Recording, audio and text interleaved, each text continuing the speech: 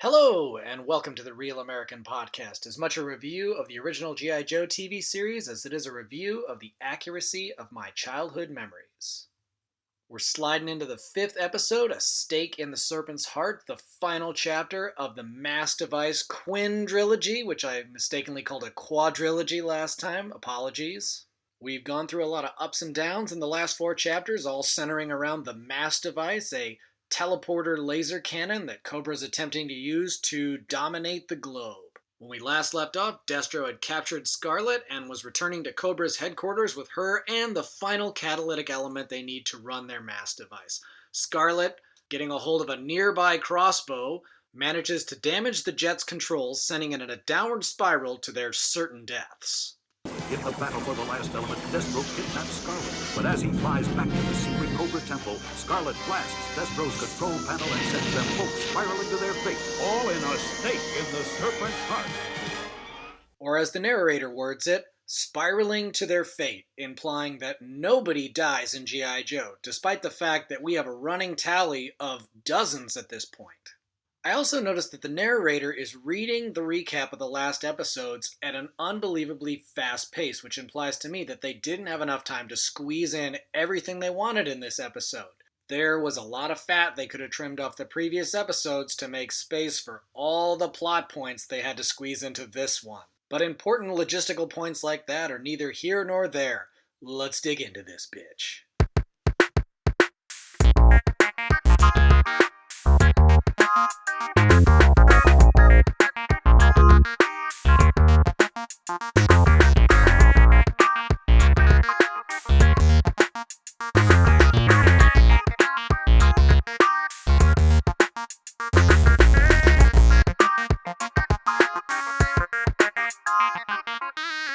Our opening scene finds Destro and Scarlet plummeting toward Earth in a nosedive, trapped against the walls of their Quinjet due to the centrifugal force.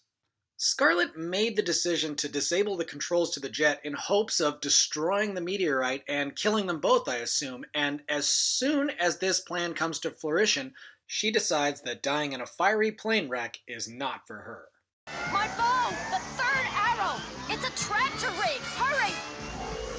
Not that one, you jerk! The third one! That's it! She instructs Destro to utilize her grappling arrow to reach the controls of the jet and save both their lives. She then berates Destro for not retrieving the third arrow from her quiver. I'm not an expert on archery, although I do have a penis like Robin Hood, so I assume I would automatically be great at it. But I don't think that the arrows are numbered in the quiver. Despite the bevy of insults Scarlet hurls at him, Destro rises above and regains control of the jet, saving both of their lives. He then continues on to Cobra's hidden base.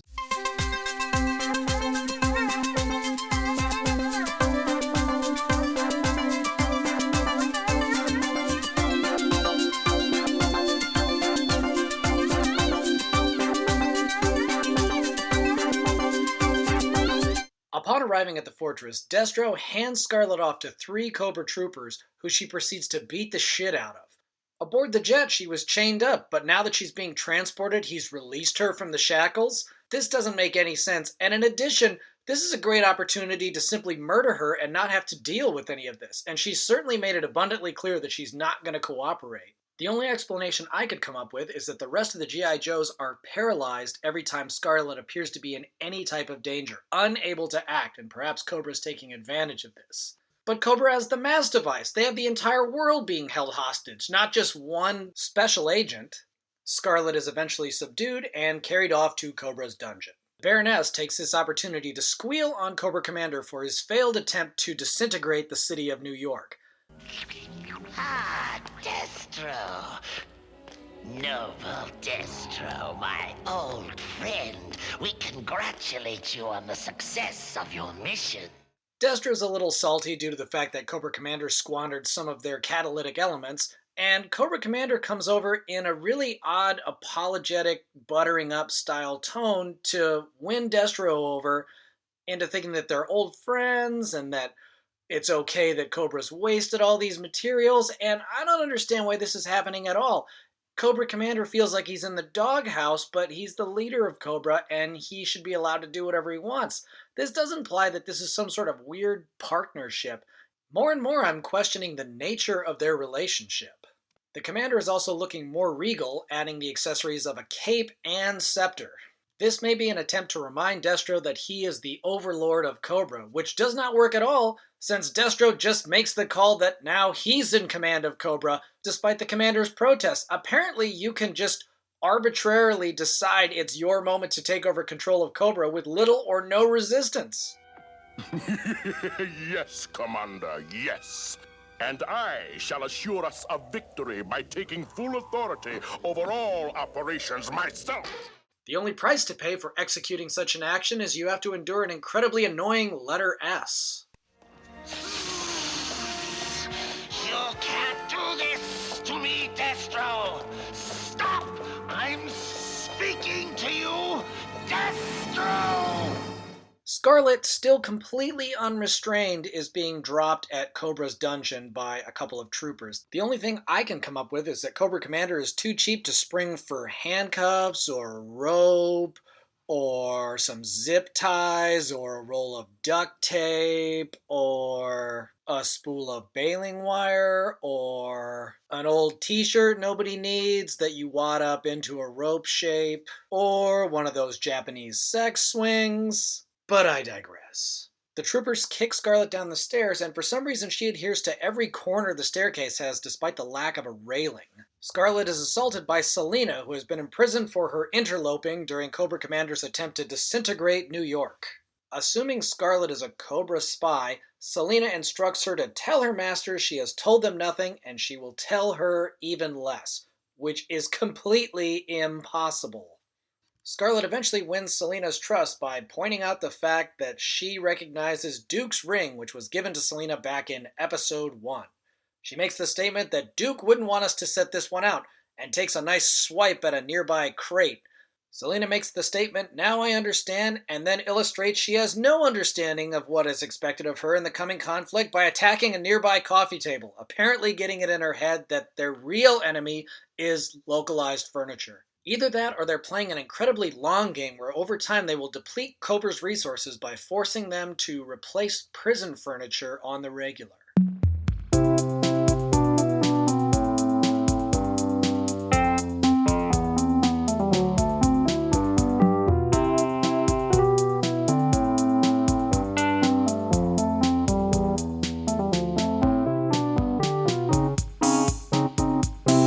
Back at G.I. Joe headquarters, Dr. Vandermeer is overseeing the delivery of the radioactive meteorite. At the same time, Gung Ho is overseeing the transport of all of the Cobra troopers captured at the battle on Cobra's helicarrier. Much like Scarlet, all of these troopers are completely unrestrained, and although they're being marched at gunpoint, I think that's a completely empty threat. Both G.I. Joe and Cobra have exhibited stormtrooper levels of marksmanship. I think if you wanted to make a run for it, it wouldn't even require a serpentine pattern to make it out. Vandermeer informs the Joes that their mass device is ready to go, and then what can only be described as a desperate cry for help, Snake Eyes places his hand on Duke's shoulder for an uncomfortable amount of time. Scooby-Dooby, yabba-dabba Scooby-Dooby-Doo. Assigned to guard duty, we find a mind-controlled General Flag patrolling the castle walls of Cobra's headquarters. He has been outfitted with a rifle, which would give him the ability to shoot escaping slaves or attack incoming G.I. Joes. Not being run by a controller, he appears to only be able to execute the simplest of commands: walk in a circle and look for intruders. Why would Cobra put such a valuable hostage to work on a menial task like guard duty? Almost all the outcomes to this scenario are not in their favor. Number 1, General Flag is shot and killed by G.I. Joes attempting to assault the base. Number 2, he's thrown from the castle walls by escaping slaves to smash into the rocks below. Number 3, he breaks free of the mind control and turns his rifle on his Cobra captors. And finally, the unlikely scenario 4, where he functions as efficient, effective free labor. 2 Cobra troopers bring him to Destro's throne room, where, with the other world leaders, his mind control device is removed and he is told to instruct his home country to surrender to the forces of Cobra. Again. Under Destro's leadership, Cobra has managed to implement the same tactics as the previous administration. Elsewhere in Cobra's fortress, we find Selina and Scarlet about to serve the male slaves their rations. They discuss the nature of the Golden Gum, which allows them to break Cobra's mind control, and an impending slave revolt which will be led by Fake Conan. In a fearsome display of strength and power, Fake Conan crushes his metal drinking glass, conveying the urgent nature of his desire to escape. Or he's expanded Selina's plan of attacking localized furniture to localized dishware. Back in the throne room, Destro is throwing a temper tantrum due to the fact that the world's leaders have not surrendered to him yet. He comes up with the brilliant plan of disintegrating New York utilizing the mass device, the exact same plan that Cobra Commander used. As the beam rockets toward New York, Gung Ho theorizes that they can knock it off course utilizing a blast from their own mass device. Why would this heavy weapons expert have any level of expertise with particle physics or teleportation technology, energy manipulation, radioactive properties, or any of the 100 other things you'd have to know beyond a high school science education to make any type of informed recommendation on this crisis? Despite the utter implausibility of the plan, it is successful and New York is saved, infuriating Destro. He then proclaims that he will execute one of the world's leaders every half hour on the hour, until all nations surrender to the might of Cobra. Scarlet and Selina decide this is an excellent moment to initiate the slave revolt. They subdue their guards and free the male slaves, who bum-rush the throne room. Destro instructs his guards to take them away, not shoot them. The slaves are armed with clubs and their bare fists, whereas Cobra's troopers are armed with laser rifles. Somehow the slaves traverse the 30 feet separating them and the Cobra troopers, and a melee ensues. Not a single shot is heard or seen. Only one Cobra trooper attempts to shoot a bazooka into the melee. He is disarmed by Scarlet, who attempts to destroy the mass device. Her blast is deflected by Destro. The slave revolt is squashed, and the prisoners are returned to their cells. At this point, Selina and Scarlet would have to be executed, buried in the desert like Nicky Santoro and his brother Dominic. But instead, Cobra sends them back to the dungeon to be chained to the wall. We then have this episode's Circle K glitch in the Matrix moment. Scarlet says the slave revolt was fun while it lasted, and then mentions her own bravery in Selina's voice. Wait, this may not be a glitch in the Matrix. Bear with me.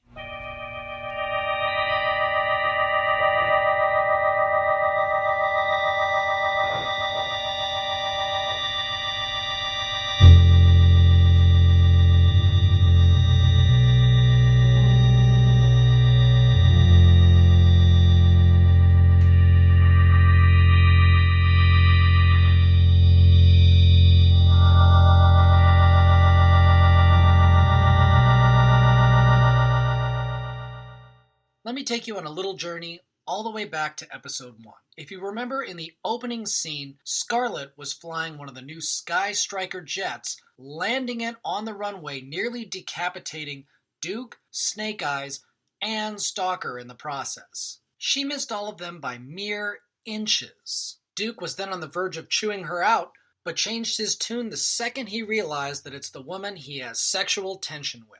This seemed like a very odd reaction to such a dire close call. I think that it wasn't a near miss, but a direct hit. Scarlet decapitated Snake Eyes, Stalker, and the love of her life, Duke, in one fell swoop, attempting to impress them in G.I. Joe's brand new jet. The strain over the ramifications of her actions caused her to snap mentally, forcing her to retreat deep into the recesses of her mind, generating an alternate reality where Duke still lived and a fabricated enemy, Cobra, was to blame for all of their problems. This organization was led by two masked individuals, Destro representing her inner rage and Cobra Commander representing her inability to come to grips with the ramifications of her actions.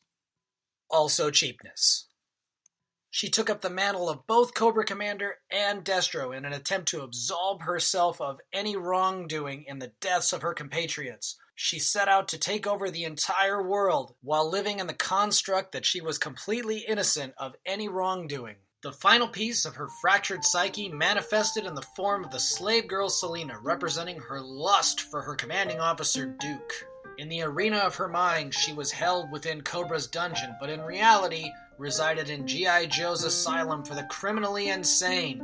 When you see the words and voice of Selena come from the mouth of Scarlet, you can have no doubt that everything we have seen since episode 1 is but a fabrication of a criminally insane mind. Or the animators and scriptwriters had a slight miscommunication.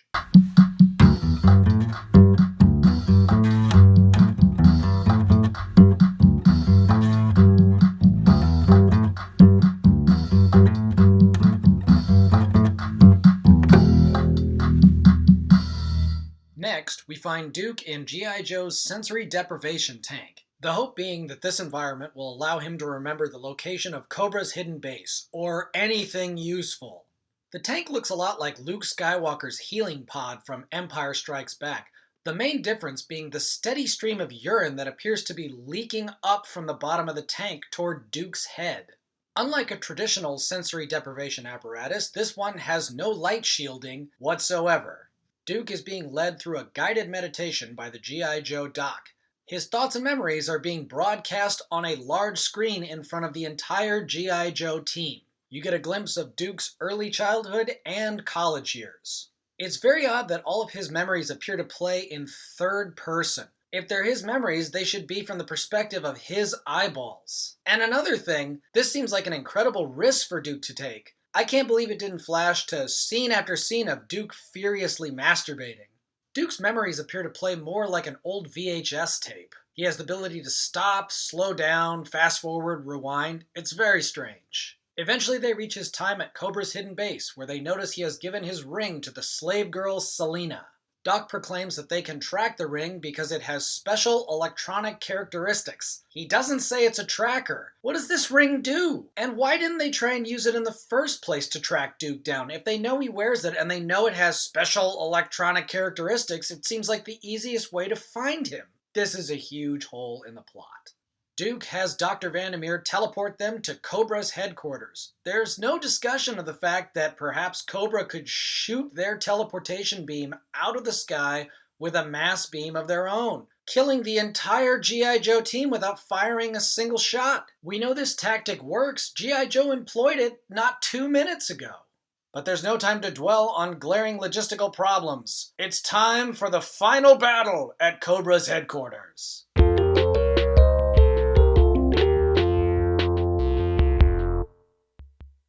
For some reason, all the G.I. Joes teleport into the base of the mountain where Cobra's headquarters is located. They don't end up in the prison facility where Selena and the Ring are located, so that must mean that they can choose anywhere within a reasonable distance from a tracking device. If that is the case, they chose the worst possible location. They're going to have to climb the entire mountain and make their way through all of Cobra's defenses. Why didn't they teleport at the top of the mountain, or better yet, in the prison facility inside all of Cobra's defenses? They begin the long ascent using jetpacks and crazy robotic walkers that will carry their tanks, artillery, and all kinds of other stuff up the mountain. They are bombarded with laser fire, molten hot lava, and an aerial assault from Cobra Viper gliders, and an insanely designed hover platform that is instantly shot down, sending 4 Cobra troopers to their imminent death. 2 of the Viper gliders are shot down, and I was certain that the death count would raise to 6, but we see their landing in a nearby tree, hearing a snapping sound implying both their backs were simultaneously broken. When the Joes finally reach the top of the mountain and base of the fortress, he calls in for air support. Wouldn't it make sense to call in an airstrike to soften up the defenses before you try and climb the mountain? Seeing that his defenses are beginning to crumble, Cobra Commander summons 3 robotic sentries to crush the G.I. Joe intruders. Duke and Snake Eyes use what are described as Magna grenades to defeat the sentries. It is essentially a capsule containing several hundred magnetic grenades that, when fired, spread out over a large area to attach to anything metallic and destroy it. They are incredibly lucky that these grenades didn't attach themselves to the G.I. Joe's artillery, or their own weapons, or any of the 1,000 other metallic things they brought with them. This is the most dangerous type of grenade I have ever seen. The Joes manage to storm the interior of the fortress. Duke frees both Scarlet and Selina from their prison. Selina lays a big kiss on Duke, which is cut short by Scarlet, who seems completely unfazed. And also unfazed Duke dives right into flirting with Scarlet, laying the groundwork for a future threesome. Before you ask, yes, this really happens. While all of this is going on, fake Conan attacks two Cobra troopers riding a motorcycle and sidecar. He picks the bike up with the two troopers and throws them over 100 feet in the air through a window out into the exterior of the fortress. How strong is this guy? That doesn't even seem remotely possible. I thought G.I. Joe was based in just a distorted version of our reality, but at this point I'm starting to doubt that that's even possible. The barricade won't hold them long. We've lost, Destro. Lost! And it's all your doing! There will be time for recriminations later. For now, Mass will take my revenge. You've aimed for the Earth's core. If that disintegrates, the planet will explode. That's the general idea. Goodbye for now, Commander. Or as you might say, so long. The battle reaches its climax with Cobra Commander and Destro locked behind a steel door. With the Joes on the verge of breaking in, Destro decides to activate the mass device while pointed at the center of the Earth. Cobra Commander points out that if the mass device destroys the core of the Earth, the entire planet will explode. Destro says that's exactly what he planned and escapes through a nearby hatch. Where's he gonna go? If the planet explodes, there's nowhere for him to run to. This is the dumbest plan anyone's come up with so far. This trumps everything else. There's no point in going anywhere if the planet's exploding. There is no escape. With only seconds remaining until disaster, G.I. Joe storms the room and destroys the mass device, saving all of us. We then see the Baroness, Major Blood, and many Cobra troopers being led away. Cobra Commander nearly gives the Joes the slip by disguising himself as a basket and blanket. But Timber the Wolf is not fooled and blows his cover. The commander is carted off with the rest to G.I. Joe's penitentiary. But it looks like Destro slipped away. I shall be back for vengeance. I swear it. I shall be back. It is revealed that Destro has eluded capture, and we see him flying off in a helicopter, swearing revenge against the forces of G.I. Joe. What was his plan? The core of the planet will be completely disintegrated, the planet will literally explode, and he was just going to helicopter off into outer space? Find a new planet to colonize? What a fucking dumbass. With Scarlet in one arm and Selina in the other, the one person in this story who definitely isn't a dumbass is Duke. He prepares himself mentally for the awesome threesome that shall certainly ensue.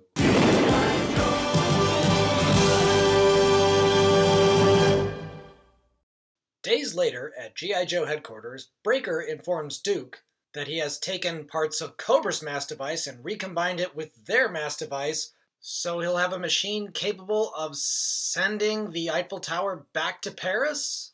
He fires up the machine, but mistakenly sends the Eiffel Tower to London, England, instead of Paris, France.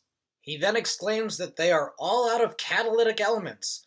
Where was Dr. Vandermeer during all of this? He's G.I. Joe's resident expert on mass technology. And why do they need to recombine the two mass devices anyways? Wasn't one of them fully functional at this point? The Joes decide their only option is to transport the statue by boat back to the heart of France. It should reach Paris in a few days. Well, nobody's perfect. No, but we do okay. Breaker exclaims that nobody's perfect, and Duke retorts with, "No, but we do okay." And all the G.I. Joes proceed to laugh and high-five each other like idiots. And the episode ends. That's the closing line. That's what they leave us with. This is their hopeful bid for a second miniseries, and a TV show to follow, and a major motion picture. And it all works. They get all of it. No, but we do okay. It's not even a joke. It doesn't even make any sense.